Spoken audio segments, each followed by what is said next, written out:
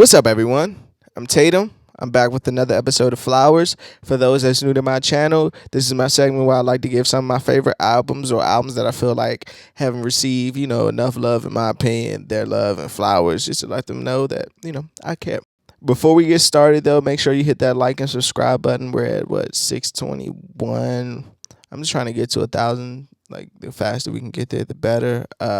So everyone who's constant fan, I appreciate it.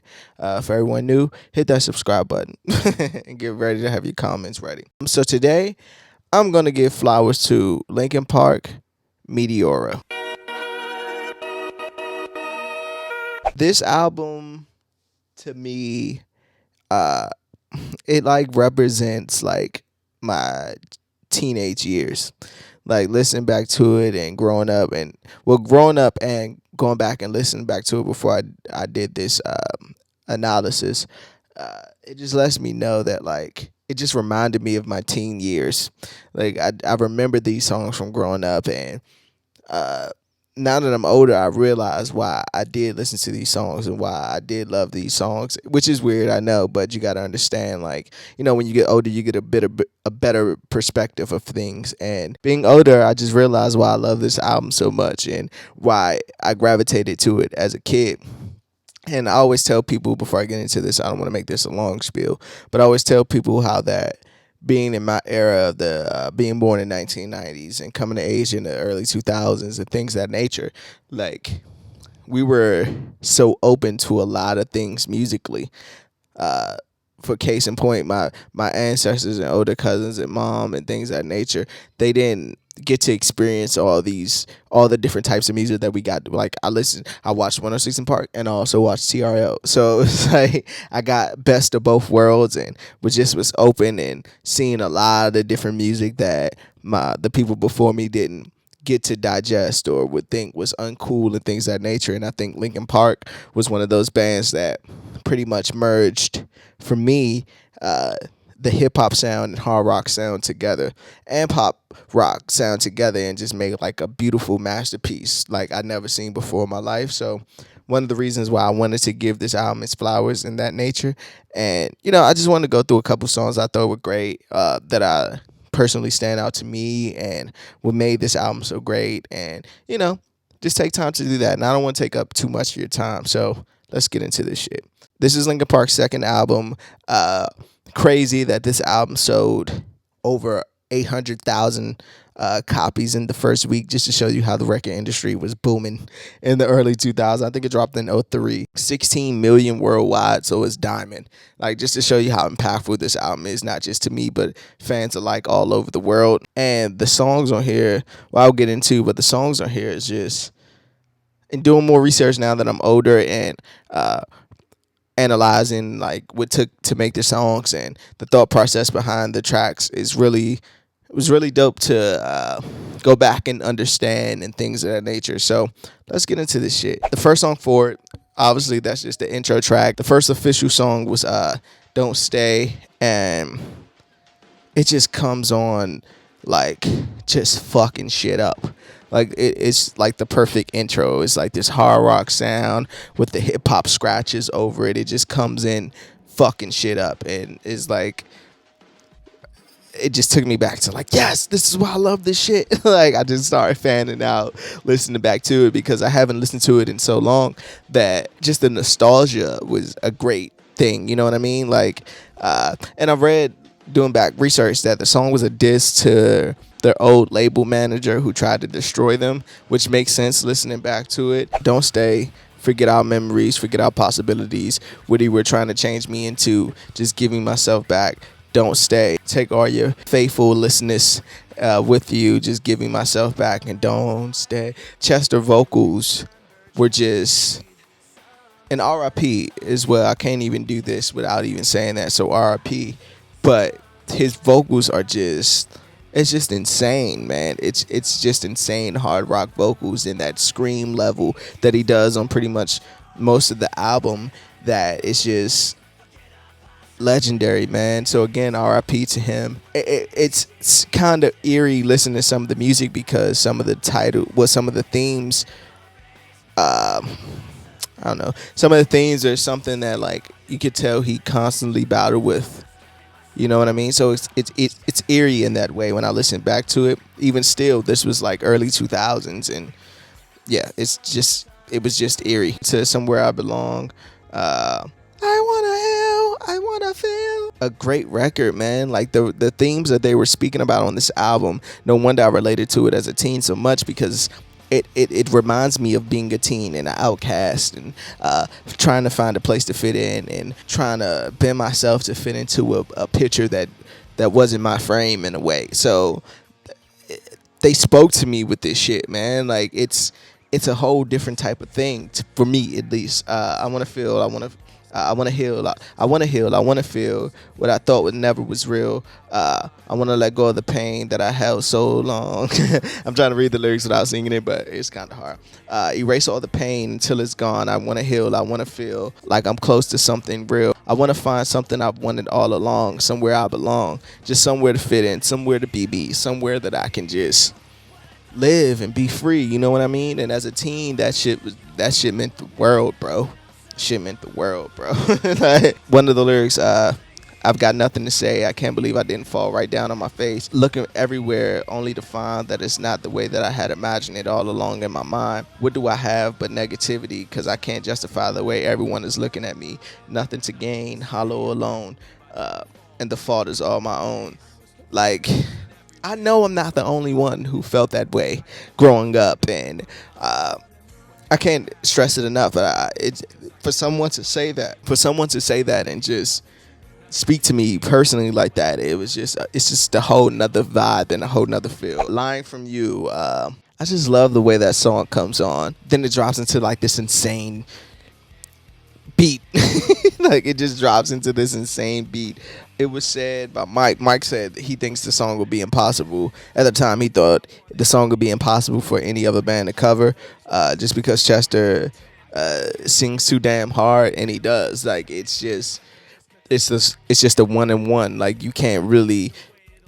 It'll be damaging on anyone else's vocals to try to attempt that type of vocal ability. Excuse me. And it's just trying to fit in, but realizing that it's better just to be myself, even if I have to end up alone.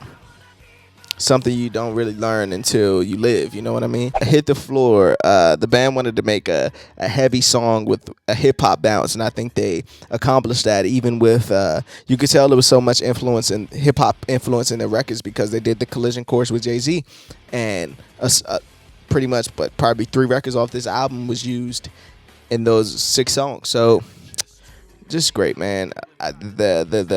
The idea to create this record is just amazing. Again, this song reminds me of school and witnessing bullies and assholes and who are just harsh on other people's opinions and other people's lives, and even more when you become an adult when people kind of hide it and not so much aggressive as bullies are in school, but they're just as mean in real life. Walk on eggshells all day long. All I know is that all I want is to feel like I'm not stepped on. There are so many things you say. As someone who witnessed bullies, and you know, I'm not above the crowd. I've been bullied in my life before and things of that nature in school. And again, like one day you're gonna be down and I'm gonna be up and things of that nature. Like these songs were just, it's just echoes of my life, man. Easier to Run comes in with that mellow vibe, and then Chester just his vocals are just magical, man. And like the lyrics, it's easy to run away from my problems. Me speaking, it's easier to run away from my problems than to face them head on. You know what I mean? Like that's always the easier case. They said that, doing a little backstory, said that Chester wrote the lyrics to this song without the beat. So they made the beat around that, and I thought that was a pretty dope Easter egg. It's Easter. He said, if I could take back the pain, I would. Retrace every wrong move that I made, I would. If I could stand up and take the blame, I would. If I could take all the shame to the grave, I would. Like, like who didn't feel that, bro? Like, no wonder this album was so impactful. Just the subject matter was on here. Faint. What can I say about this song? It's just freaking incredible. I was gonna curse, but it's fucking incredible. That beat is ridiculous. The the verses are ridiculous. The hook is ridiculous. I can feel the way I did before. Don't turn your back on me. I won't be ignored. Time won't heal this damage anymore. Don't turn your back on me. I won't be ignored. Man, like I can't continue to restate everything I said already, but it's just so nostalgic and relatable for me, man. Like and that vocal performance on the bridge, Figure 99.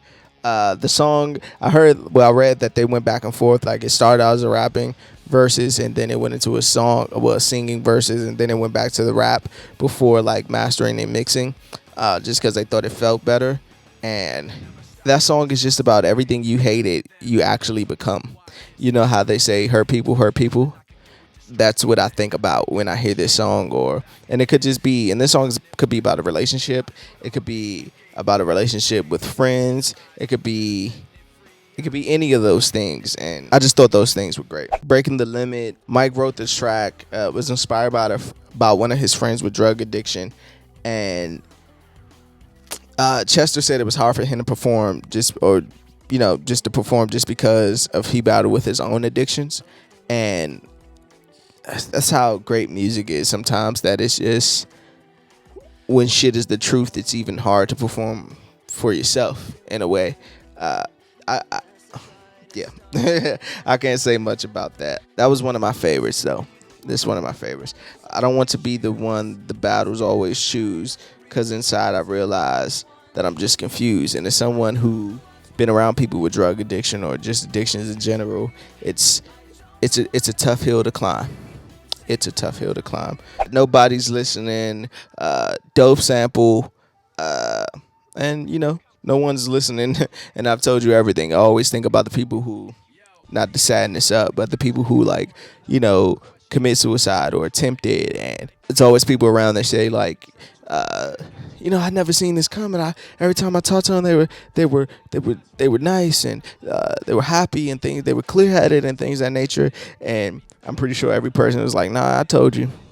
I was telling you. I showed you the signs, but you just ignored them and brushed them off to the side, kind of thing." And that happens a lot, and that just happens a lot with people. Everybody got their own shit to go through, but it's still sad in a way. That's why I always try to be there as an open ear, as a friend. Sessions is like an instrumental track. The album ends with Numb, and there's nothing else I could say about Numb that hasn't been said or hasn't got the praise that it garnished. Like, Numb is just a great way to end the album. Like, I become so numb. Be more like me and less like you. So I thought that was a great way to end the album. Yeah. And if it seemed like I'm sad during this review, it's not. It's just that this album just reminded me so much of my adolescent years, and listen to this shit and listen to it in retrospect, and like, this is why I relate to it so much, because there's so much shit that was going on that it was just so relatable. But let me get into my favorite songs. Best songs, I'm gonna go with Numb, Somewhere I Belong, and Faint. Worst song, I'm gonna go with Nobody's Listening. Best line, I remember everything they taught me. I remember the condescending talk of who I ought to be. Remember listening to all that and this again. So I pretended I'm a person who was just fitting in. And that line stood out to me the most because as a teen, that's a teen life for the most part. If you're not the cool people, and I wasn't the uncool people, I was like in the middle of the cool people and nerds or whatever. Like, but I understood both sides of the track, and I still felt those, like, as a teen, you do stuff that you think is cool to fit in, and but inside you know that this can't be right. This is not who I am. This is not what I'm about, and things of that nature. And we all dealt with that. I'm pretty sure everyone's dealt with that. You know what I mean? So that's why that line was so relatable. But let's wrap this shit up.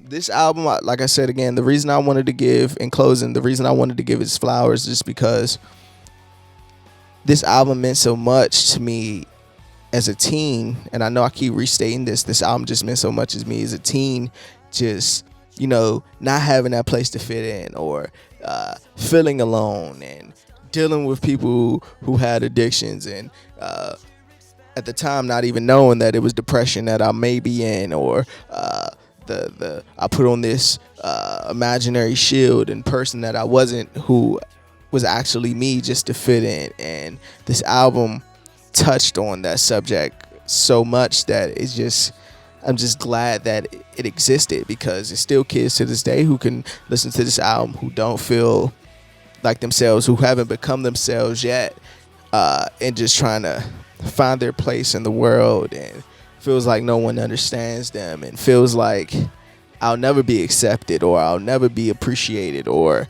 who am I? So I appreciate this Linkin Park album so much, because I was that kid. No matter how much of a shield I tried to put on, and no matter how much gloss I put over myself, that I was always trying to find myself and find out who I was and what was I about, and still learning to this day, even as a man, putting the pieces together, man, and still trying to find my way and things of that nature. And just listening back to this album, that shit just like, it reopened all the doors. So if it does come off as like sad or a little bit down, it's just because that, man, it's just real. It's just real emotions. So that's pretty much it, man. Flowers for Linkin Park. Meteora. I'm Tatum. Peace.